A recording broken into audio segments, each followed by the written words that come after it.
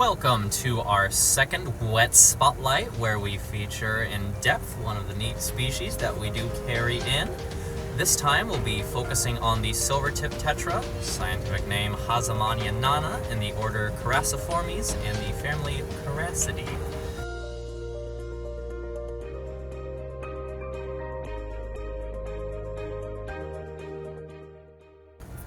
As you can see here, these fish are not fussy eaters in the slightest.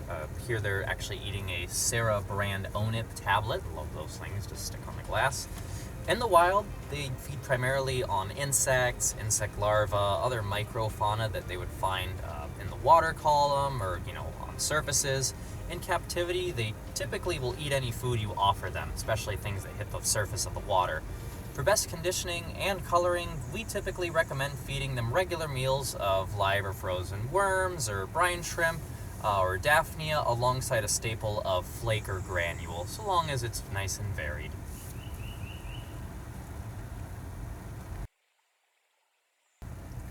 In nature, these guys would be found in a wide variety of areas, such as kind of rocky clearwater creek beds, muddy riparian areas with a lot of leaf litter. They're a bit more black water, streams that have a lot of vegetation in them, or even seasonal flooded forest when the season comes for it.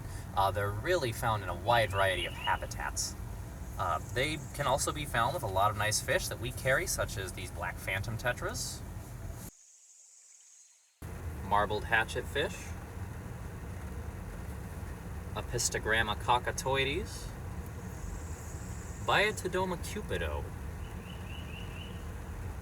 Apheocherax anisitsi, Apistogramma elizabethae, Acarictus haeckelii, and Corydoras aeneas.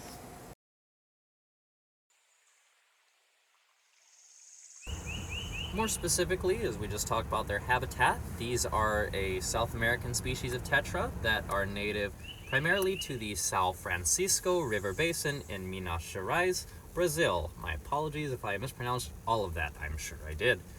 Silvertip tetras tend to inhabit creeks and tributaries connected to the main river channels, but they are found in both clear and black water environments. Given their wide natural range, they're found with a lot of other fish, so if you're trying to set up a biotope, it can be very easy to integrate these beautiful little fish in. Speaking of integrating them into your aquarium, these are a nice little tetra. They'll probably top out at about 1.25 inches. Long term would be a fairly large one. Males end up with this beautiful orangey copper coloration and have a bit more of a slender body, whereas females are going to have a little bit more of a pale silvery appearance with rounder bodies due to them obviously having ovaries with eggs inside. Both of them do have white tips on the fins, hence the name Silvertip tetra. It's a very beautiful effect, especially as they swim and kind of adjust their fins. Like all Hasamania species, they do differ from a lot of other tetras by lacking adipose fin. It's kind of like a small second dorsal near the base of their tail. They also do have a black patch at the base of their caudal fins. A very, very striking fish, especially when it's kept in large groups like we have them here. I do think that this is one of the best tetras for the community aquarium. They exhibit beautiful coloration, while you can tell differences on male and females easily. They're very peaceful, and they get along with pretty much everything from small to medium-sized cichlids, like we mentioned apistos, rams, certain acaras, smaller cyprinids such as danio or rasbora species. Small barbs would be fine. Even many gourami species will make great tank mates, and of course things like loaches and catfish should be aces as long as they can't eat these little guys. Larger, more docile cichlids such as angelfish and discus should work so long as they're being housed in a large and preferably well-planted or well-decorated tank, and so long as these are in bigger schools. Like I mentioned, these guys are, in my experience, pretty peaceful, but they can, of course, be a little aggressive towards each other in smaller groups, and much like a lot of schooling fish that have complex social hierarchies, they can act out if they're not kept in large enough groups. We recommend that you keep them in groups of at least 8 to 12, preferably even more if you have the room. I think it just lends to a better effect, and they're normally pretty inexpensive too, which makes it nice and easy to get that. They're typically a lot happier and a lot more colorful and a lot more active and outgoing where they are in larger groups.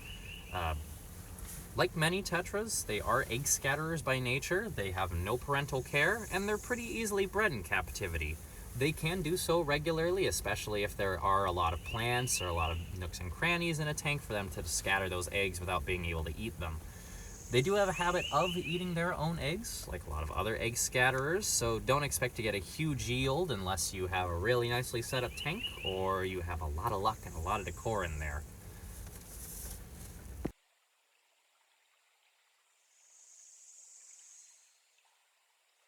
For aquarium keeping purposes, this species is at its best in at least 10 to 20 gallons, again in a well-structured tank. This species, due to its wide natural range, can be kept in quite a few parameters, but really anything with a pH between about 6.0 to 8.0 is acceptable, and a temperature that's nice and stable between 72 and 82 degrees Fahrenheit. It's a very adaptable fish.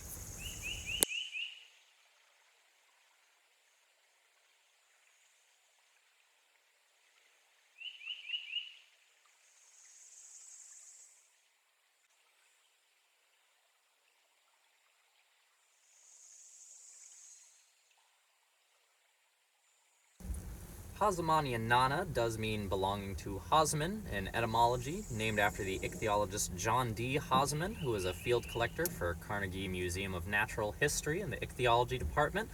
Hopefully I'm saying that right, but of course nana being Latin for dwarf in reference to their small size.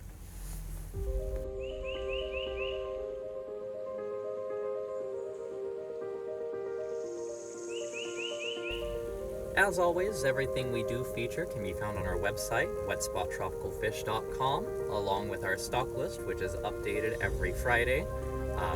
Thank you for joining us for yet another Wet Spotlight, and stay tuned for yet another exciting installment. Thank you for watching.